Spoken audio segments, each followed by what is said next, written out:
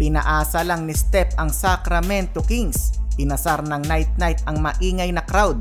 Pinagsabihan ni Coach Jimmy Alapag si De'Aaron Fox.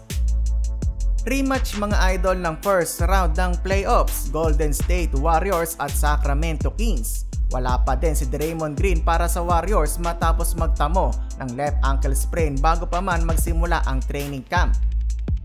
Opening period bullet pass galing sa veteranong point guard na si CP3. Easy floater na lang para kay Andrew Wiggins. Nasundan pa mga idol ng isa pang magandang pasa. Iba din talaga ang court vision ng isang Chris Paul. Stephen Curry, pinakamagaling na shooter, na iwan sa labas. Ilista na kaagad ang 3-pointer. Bumawi naman kaagad ang kanyang dating kakampi na si Harrison Barnes. Magkalaban ngayon pero magkasosyo sa Under Armour at Curry brand mga idol si De'Aaron Fox at Curry. Nag-init naman, nakakapasok lang na si Sasha, ang EuroLeague MVP. Second game pa lang niya sa NBA, dalawang sunod na tres ang naipukol. Wala nang isang minuto, De'Aaron Fox para nag-practice ng dribble at ginawang cone ang mga player ng Warriors. Grabe makalusot sa mga bantay.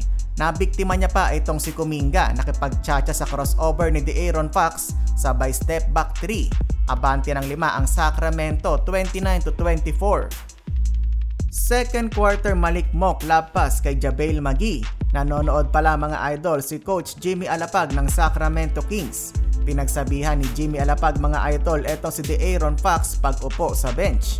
Stephen Curry, umiinit na ang opensa and one play plus top of the key 3-pointer.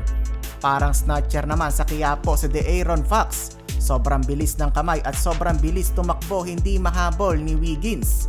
Nakabalik pa unti-unti ang Warriors. Dalawang corner 3 ang naipasok ng GSW galing kay Gary Payton at ang panglamang galing kay Kuminga. And ng first half, abante ng 3 ang Warriors. Third period, mas naging dikdikan ang laban pero pinatahimik ng Warriors ang maingay na crowd ng Sacramento. Steph Curry take over mode. Napa-appear ang na-injured na si Draymond Green sa 4-point play ni Steph. Chris Paul, grabe maghanap ng mga open na player.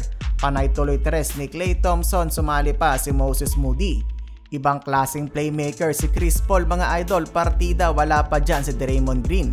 Nagtatatalon na sa bench etong si Curry sa run ng Warriors, tuwang-tuwa.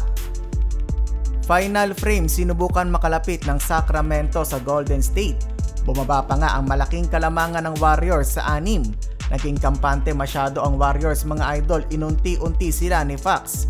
Pero pinaasa lang pala sila ni Steph Curry. Last 40 seconds, dagger 3 by Steph.